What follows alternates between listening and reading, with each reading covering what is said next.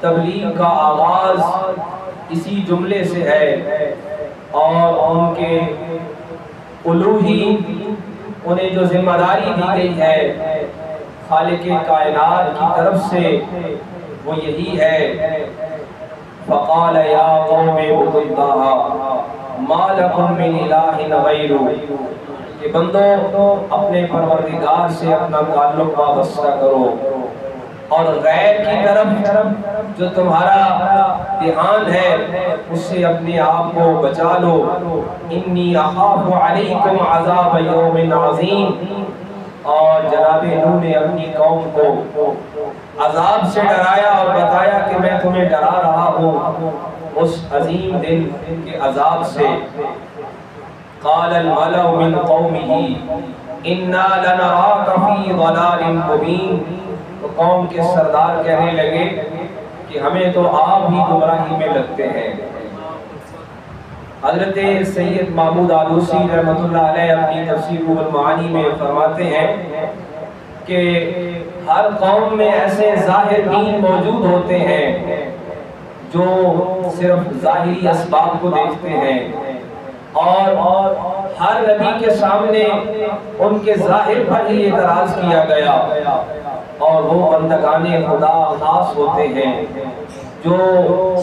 پیغمبرانہ پیغام کو اور پیغمبرانہ اسلوب کو سمجھتے ہیں۔ اب رب کی طرف سے پیغام لانے والا انہیں اللہ کی بندگی کی طرف بلاتا ہے،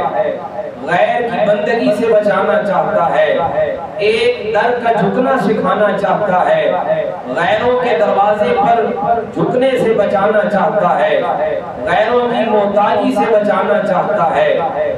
اور قوم کے جو نامور بنے ہوئے ہیں، جو اپنے تئیں عقل مند بنے ہوئے ہیں، قال الملأ،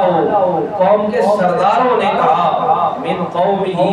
انا لنراک فی ضلال مبین، کہ ہمیں تو آپ ہی گمراہی میں نظر آتے ہیں، کہ آپ ہمیں ہمارے آباء و اجداد کے طریقے سے ہٹانے والے لگتے ہیں، آپ ہمیں ہمارے بڑوں کے راستے سے ہٹانے والے لگتے ہیں، لہٰذا آپ ہمیں گمراہ نظر آتے ہیں۔ علامہ سید محمود آلوسی رحمۃ اللہ علیہ لکھتے ہیں کہ یہ فرق ہے بندگان خدا کی پہچان کا اور ظاہر دین کی پہچان کا، کہ بظاہر جن کے پاس زام یہ تھا اور ان کا اپنے تئیں فخر یہ تھا کہ وہ قوم کے سردار ہیں، لیکن حقیقت میں وہ اپنی سوچ کی زوال کا شکار تھے اور اپنی فکر کی پستی کا شکار تھے، لہٰذا پیغمبر خدا کے اس پیغام کو وہ نہ سمجھ سکے، اور وہ کہنے لگے کہ آپ ہی ہمیں فی ضلال مبین، آپ ہی ہمیں گمراہی میں لگتے ہیں۔ حضرت امام فخر الدین رازی رحمۃ اللہ علیہ تفسیر کبیر میں اسی سورہ اعراف کی آیت مبارکہ پر فرماتے ہیں کہ یہی فکر چلی ہے، یہی سوچ چلی ہے کہ ہر پیغمبر خدا کے سامنے پیغمبر کی ذمہ داری کیا ہے کہ وہ بندوں کو پروردگار سے ملانے کا کام کرتا ہے، پیغمبر کی ذمہ داری کیا ہے کہ وہ رب العالمین کا پیغام بندوں تک پہنچاتا ہے۔ گویا مخلوق خدا جو غیروں کی محتاجی کا شکار ہو چکی ہے، مخلوق خدا جو الہ واحد کو چھوڑ کر دوسروں کی طرف متوجہ ہے، ان کو الہ واحد کی طرف متوجہ کرنے کا کام کرتے ہیں۔ امام فخر الدین رازی فرماتے ہیں یہی کام مکہ کے ابو جہل نے بھی کیا تھا، اور یہی فکر چلی آ رہی ہے کہ جو اپنے تئیں عقل مند ہیں، جو اپنے تئیں فیصلے کرنے والے ہیں، اپنے تئیں معتبر سمجھے جانے والے ہیں، قال الملأ من قومہ انا لنراک فی ضلال مبین۔ اور امام فخر الدین رازی فرماتے ہیں کہ عقل وہی عقل ہے جو رب کے پیغام کی پہچان کرا دے۔ جناب سیدنا صدیق اکبر کو وہی عقل سلیم عطا ہوئی ہے، وہی فطرت سلیم عطا ہوئی ہے۔ جناب سیدنا عمر بن الخطاب کو وہی عقل سلیم عطا ہوئی ہے، جس نے پیغمبرانہ اسلوب کو سمجھ لیا، جس نے رب کائنات کے پیغمبر کا لایا ہوا پیغام سمجھ لیا، اور جناب سیدنا بلال رضی اللہ عنہ نے وہی عقل سلیم عطا ہوئی ہے کہ اس پیغام کو سمجھ لیا۔ اب جو اپنے تئیں زمانے کے عقل مند بنے تھے، باشعور بنے تھے، اور اپنے تئیں منصف اور فیصلہ کرنے والے بنے ہوئے تھے، رب کا کلام بتاتا ہے یہ فکر ہمیشہ سے چلی آ رہی ہے۔ قال الملأ من قومه انا لنراك في ضلال مبين۔ اور یہی وجہ ہے کہ جب انسان گمراہی کے راستے پر چلتا ہے تو وہ اپنی عقل کو عقل کل قرار دیتا ہے، اور اپنے فیصلے کو اٹل فیصلہ قرار دیتا ہے، اور اپنی بات کو آخری بات قرار دیتا ہے۔ اللہ والوں کا طریقہ یہ ہے کہ وہ آقا کریم علیہ السلام کی زبان حق ترجمان کو وہ آخری کلام کہتے ہیں، وہ آپ کے قول کو آخری قول قرار دیتے ہیں، اور وہ رب کے کلام کو آخری کلام قرار دیتے ہیں، وہ رب کے فیصلے کو آخری فیصلہ قرار دیتے ہیں۔ اور اب جناب نوح کا جواب دیکھیے، قال یا قومی لیس بی ضلالۃ۔ جناب نوح نے جواب دیا کہ اے میری قوم، اب اس قوم میں سارے بڑے چھوٹے شامل کیے گئے، لیس بی ضلالۃ، میں کسی گمراہی میں نہیں پڑا ہوا۔ امام فخر الدین رازی فرماتے ہیں کہ اس میں ایک باریک حوالہ یہ بھی ہے کہ انہوں نے انہیں عقائد کی گمراہی کا قرار دیا، اور جناب نوح نے کہا بی ضلالۃ، میرے پاس تو اعمال کی گمراہی بھی نہیں ہے، اس لیے کہ رسول وہ ہوتا ہے جس کے عمل میں بھی کوتاہی نہیں ہوتی، جس کے عقیدے میں بھی کوتاہی نہیں ہوتی۔ فرمایا وَلَٰكِنِّي رَسُولٌ مِّن رَّبِّ الْعَالَمِينَ، میں تو رب العالمین کا رسول بنا کر بھیجا گیا۔ حاضرین مکرم، جناب نوح کا یہ جواب بتا رہا ہے کہ قوم ہمیشہ ایسے عقل مندوں اور ایسے اپنے ذہن کا شکار اور اپنے فلسفوں کا شکار افراد کے ہاتھوں ہی گمراہ ہوتی ہے، جو اپنے عقل سے فیصلے کرتے ہیں اور اپنے ذہن کا مبتلا ہوتے ہیں، اور جو اپنے فلسفوں کا شکار ہوتے ہیں، جو جناب سیدنا صدیق اکبر کی طرح آنکھیں بند کر کے تصدیق کرتے ہیں، وہی زمانے میں امام قرار پاتے ہیں۔ جو جناب سیدنا عمر بن الخطاب کی طرح آنکھیں بند کر کے فیصلے کو تسلیم کرتے ہیں، وہی عمر الفاروق کہلاتے ہیں، اور جو آنکھیں بند کر کے فیصلے تسلیم کرتے ہیں وہی صحابہ کرام رضوان اللہ علیہم اجمعین قرار پاتے ہیں، اور وہی جماعت ایسی جماعت قرار پاتی ہے کہ جس کے لیے رب فرماتا ہے کہ رضی اللہ عنہم ورضوا عنہ، کہ یہ وہ افراد خاص ہیں، یہ وہ بندگان خدا ہیں، یہ وہ مقربین ہیں جنہوں نے اپنی عقل سے فیصلہ نہیں کیا، بلکہ جنہوں نے رب کے معبود کی زبان کا اقرار کیا ہے۔ پیغمبروں کے سامنے اور بارگاہ نبوت کے سامنے، بارگاہ رسالت کے سامنے اپنے عقل کے فیصلے کرنے والے گمراہی کا شکار ہوتے ہیں۔ حضرت نوح علیہ السلام جب اپنی قوم کے پاس گئے اور رب کی بندگی کا پیغام لے کر گئے کہ غیروں کی بندگی چھوڑ دو، غیروں کی محتاجی سے نکل آؤ، اور ایک رب واحد کے سامنے سجدہ گزاری اختیار کر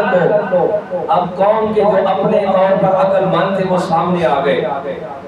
اور وہ کہنے لگے کہ آپ ہمیں گمراہ لگتے ہیں، آپ ہمیں راہ سے بھٹکانے والے لگتے ہیں۔ اب عقل سے فیصلہ کرنے والے اور اپنی سوچ سے فیصلہ کرنے والے یہی وہ افراد ہوتے ہیں جو گمراہی کا شکار ہوتے ہیں، اور یہ ہر نبی کے سامنے، ہر رسول کے سامنے قوم کے ایسے افراد آتے رہے ہیں جو بارگاہ رسالت اور بارگاہ نبوت کے مقابلے پر اور زبان نبوت اور رسالت رسالت کے سامنے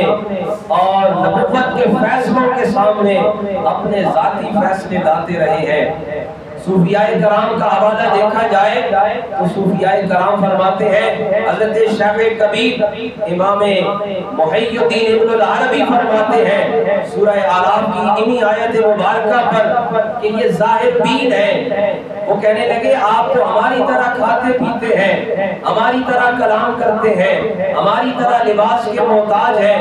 لہٰذا آپ کو ہم کیسے بہتر سمجھ لیں۔ یہی فکر چلی ہے انسانوں کی اور یہی سوچ چلی ہے انسانوں نے کی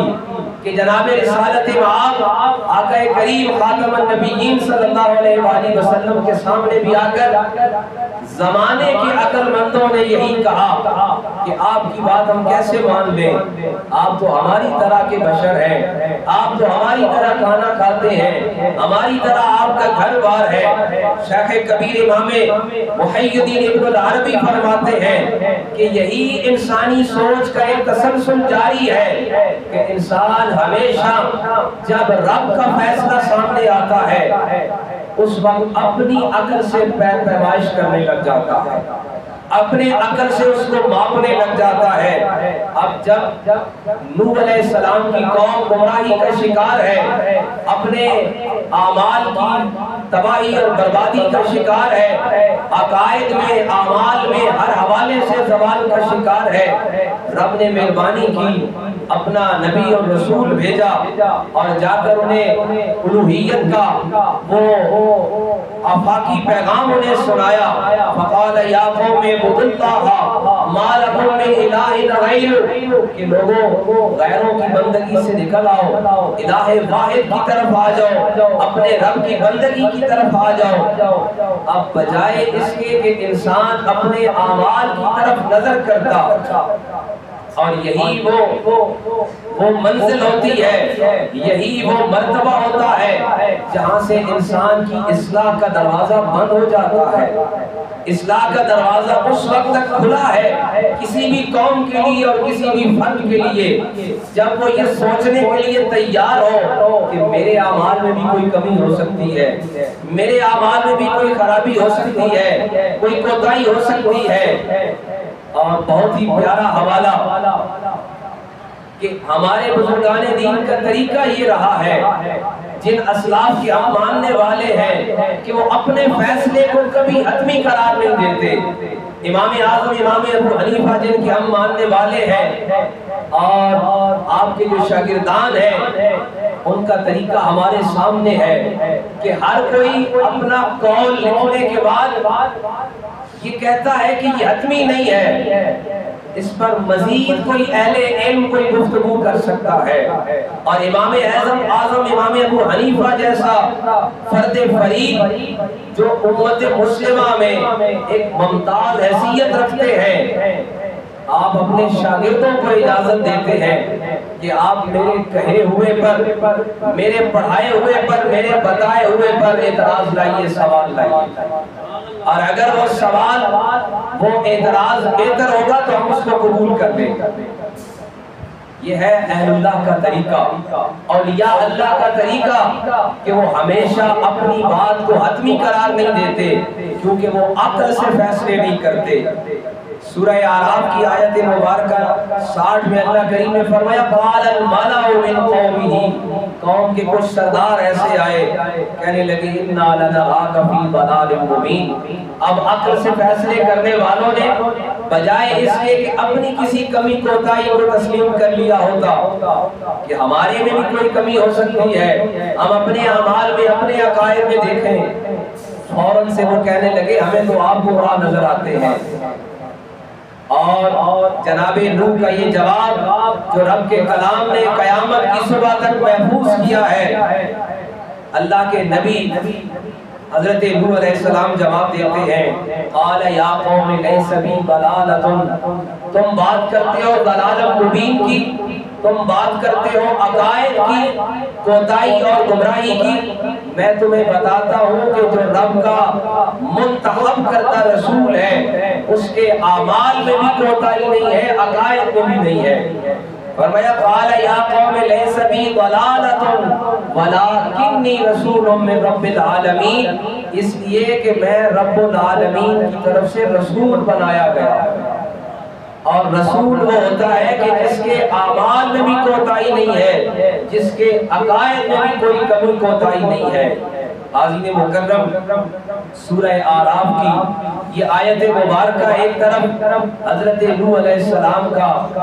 احوال ہمیں سناتی ہیں، اور یہ جو قرآن سابقہ امتوں کے قصے اور احوال بتاتا ہے، ان کے اندر ہمارے لیے سبق ہوتا ہے، اور ان کا مقصد ہی یہ ہے کہ قرآن پڑھنے والے قیامت کی صبح تک ان سابقہ قوموں کے، سابقہ امتوں کے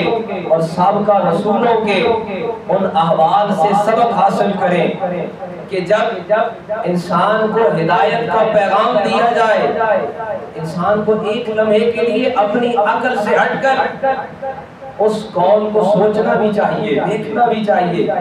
کہ میں ہی حرف آخر نہیں ہوں، اور میرا ہی عمل اور میرا ہی قول آخری نہیں ہے، بلکہ کسی بھی فرد کا رسول کے بعد قول آخری نہیں ہوتا، اس کا کہا ہوا آخری نہیں ہوتا، اور اس کا علم آخری نہیں ہوتا،